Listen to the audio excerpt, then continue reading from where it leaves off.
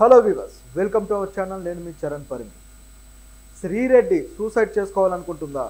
ప్రస్తుతానికైతే ఆవిడకి సంబంధించిన ఒక వీడియో వైరల్ అవుతూ ఉంది. ఆవిడ తను సూసైడ్ చేసుకోవాలని తనకు ఆ టెండెన్సీస్ వస్తున్నాయని చెప్పేసి ఆవిడ ఒక వీడియో చేయడం జరిగింది.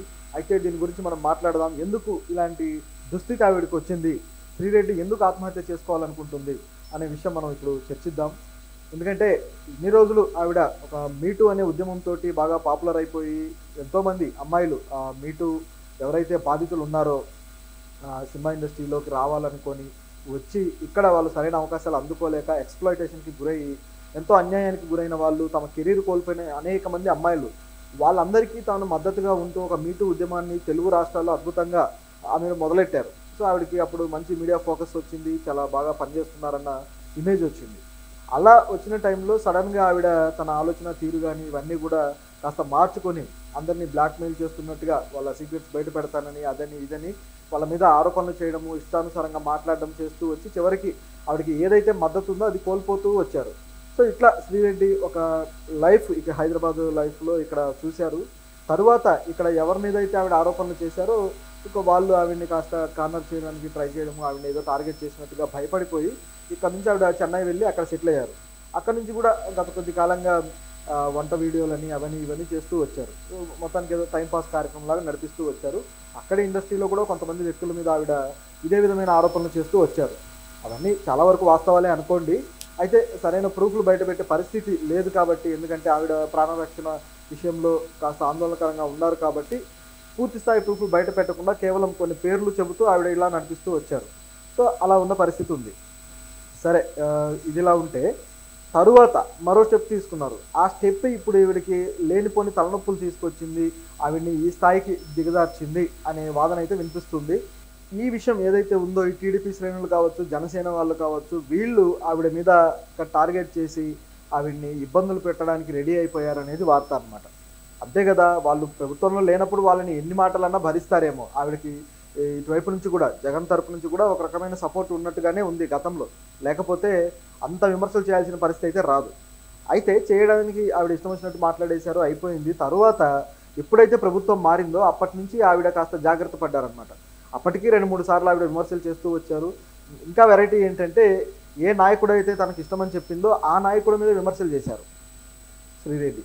అది కూడా జగనన్న కోసం నేను ఇంత పని చేస్తూ వస్తే, నేను సోషల్ మీడియాలో ఇంత యాక్టివ్గా ఉంటే నన్ను ఏమాత్రం పట్టించుకోలేదు జగనన్న, కనీసం పిలిచి పలానా పదవి ఉంది తీసుకో అని అనలేదు అని చెప్పేసి ఆవిడ మాట్లాడారు.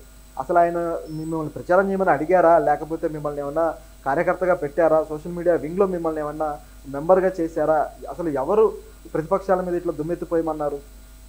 అది మొదటి ప్రశ్న. ఆయన ఏమన్నా అష్యూరెన్స్ ఇచ్చాడా నేను నిన్ను ఈ పదవిలో కూర్చోబెడతాను అని? ఏదీ లేదు కదా. మరి ఎందుకు అనవసరంగా మాట్లాడారు? నిజానికి ఆవిడ ఏ పొలిటికల్ స్టాండ్ సరే తీసుకోవచ్చు, అందరూ కార్యకర్తలాగే ఆవిడ కూడా కార్యకర్తగా ఉండొచ్చు. కానీ పార్టీలో వెళ్ళి పనిచేయడం వేరు, ఇట్లా సోషల్ మీడియాలో బయట ఉండి విమర్శలు చేయడం వేరు. ప్రజల కోసం వచ్చి ప్రజల కోసం పనిచేస్తే పదవులు వస్తాయి, కానీ ఈ విధంగా నేను పార్టీ కోసం పనిచేస్తున్నాను పదవి ఇవ్వండి అంటే అది ఎంతవరకు న్యాయం? అది ఆవిడ ఆలోచించుకోలేదు. మరి ఈ విధంగా జరిగింది. పార్టీ ఆవిడ్ని ఇప్పుడు డిజోన్ చేసేస్తుంది. ఎందుకంటే వాళ్ళకి అవసరమైనప్పుడు ఉపయోగించుకుంటారు, అవసరం లేదు వీటితో మనకు లాభం ఏమి లేదు అన్నప్పుడు పక్కన పెడతారు. అదే చేశారు పార్టీ వాళ్ళు. దాంతో ఇక ఆవిడకి ఏ సపోర్ట్ లేదు, నాకు ఏ బలగం లేదు అని అర్థమైపోయినాక తన ప్రాణానికి ఇక ప్రమాదం ఉంది అనే విషయం కూడా క్లారిటీ వచ్చేసింది. ఎందుకంటే ఊరుకోరు కదా మాటలు పడ్డ వాళ్ళు యాక్షన్కి రెడీ అయిపోయారు. గతంలో అయితే చిత్తూరు జిల్లాలో అనుకుంటాను టీడీపీ బీసీసీఎల్ నాయకుడు ఆవిడ మీద కేసు పెట్టాడు, వీళ్ళని ఇట్లా దుర్భాషలు ఆడారు అని చెప్పేసి. దాంతోపాటు మరొక నాయకుడు కూడా మరో కేసు పెట్టారు ఇంకో చోట. అలా దాదాపు 3-4 కేసులు ఆవిడ మీద పెట్టడం జరిగింది. సో ఈ కేసులు పోలీసులు కూడా ఎఫ్ఐఆర్ నమోదు చేసి దర్యాప్తు మొదలుపెట్టారు.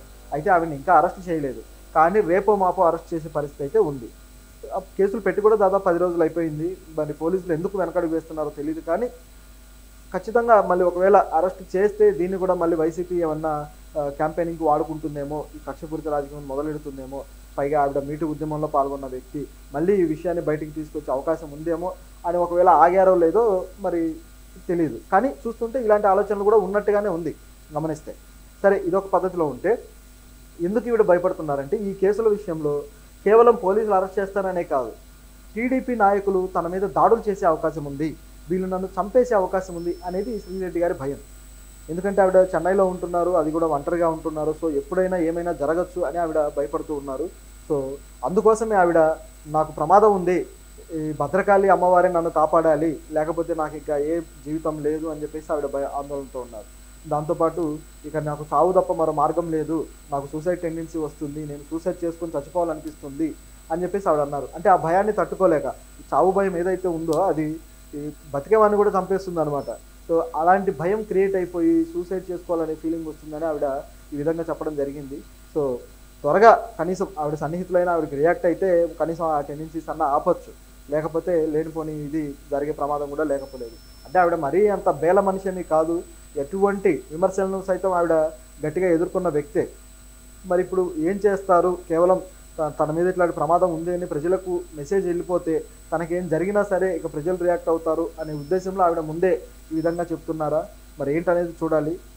సో టీడీపీ శ్రేణులు కూడా ఇప్పట్లో అయితే ఆవిడ మీద యాక్షన్ తీసుకోకపోవచ్చు అన్నట్టుగానే ఉంది.